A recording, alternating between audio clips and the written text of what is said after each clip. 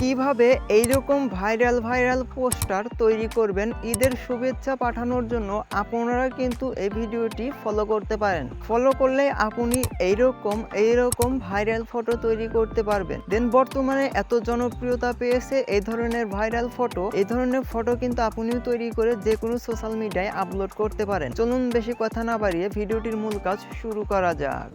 সেজন্য আপনার ফোনের গুগল প্লে স্টোরটি ওপেন করবেন। এখানে সার্চ করে দিতে হবে ঈদ মুবারক পোস্টার, লিখে দেওয়ার পর কাঙ্ক্ষিত অফিসিয়াল অ্যাপসটি ফার্স্টে শো করবে। এই অফিসিয়াল অ্যাপসটি ইনস্টল করে ওপেন করবেন। সো ওপেন করার পর এখানে ক্রস চিহ্নের উপর ক্লিক করে দিবেন। দেন এখানে দেখতেই পারছেন ঈদের শুভেচ্ছা বার্তা অনেক কিছু কিন্তু টেমপ্লেট রয়েছে।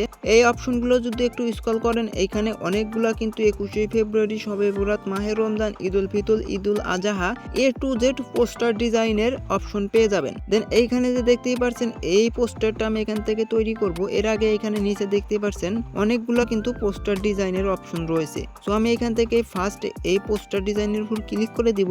এখানে আনলকের উপর ক্লিক করে দিবেন। এখানে 3 সেকেন্ড কিংবা 5 সেকেন্ড ওয়েট করবেন। ওয়েট করে দেওয়ার পর এইখানে কিন্তু এটা সাকসেসফুল হয়ে যাবে। এই ওপেন নাও এর উপর ক্লিক করে দিবেন।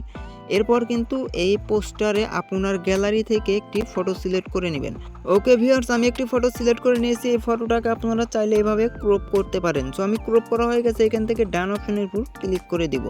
ক্লিক করে দেওয়ার পর এখানে এই ফটোটা কিন্তু অ্যাড হয়ে গেছে। সো এইবার জাস্ট এই ফটোটাকে এইভাবে টেনে আমাদের কাজ হবে এটাকে সেম জায়গায় বসিয়ে দেওয়া।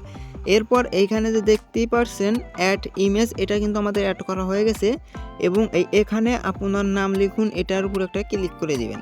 ওকে, আমার নামটা লিখে দেওয়া হয়ে গেছে। এখান থেকে ডান অপশনের উপর সিলেক্ট করবো। এখানে দেখতেই পারছেন আমার নামটা কিন্তু অ্যাড হয়ে গেছে। এখানে আপনার পদবি ঠিকানা লিখুন। তো এটার উপর ক্লিক করে দিবেন। আপনার পদবি, নাম এবং ঠিকানাটা এখান থেকে লিখে দিবেন। সো আমার ঠিকানাটা আমি এখান থেকে লিখে দিচ্ছি। ঠিকানাটা লিখে দেওয়ার পর এখান থেকে ডান অপশনের উপর সিলেক্ট করে দিবেন। এই হয়ে গেল আপনার প্রফেশনাল পোস্টার ডিজাইন, সম্পূর্ণ নিজের ফটো এবং নিজের নাম দিয়ে। সো এই ফটোটাকে আপনার গ্যালারিতে নেওয়ার জন্য সেভ আইকনের উপর ক্লিক করে দিবেন। সেট অল পেপার, এখানে কিন্তু অনেক কিছু অপশন পেয়ে যাবেন। এইখান থেকেও সিলেক্ট করতে পারেন। এইখানে দেখতেই পাচ্ছেন আমাদের এটা কিন্তু সেভ সাকসেসফুলি হয়ে গেছে। এখান থেকে এই সেভের উপর ক্লিক করে দিলেই কিন্তু অ্যাড হয়ে যাবে।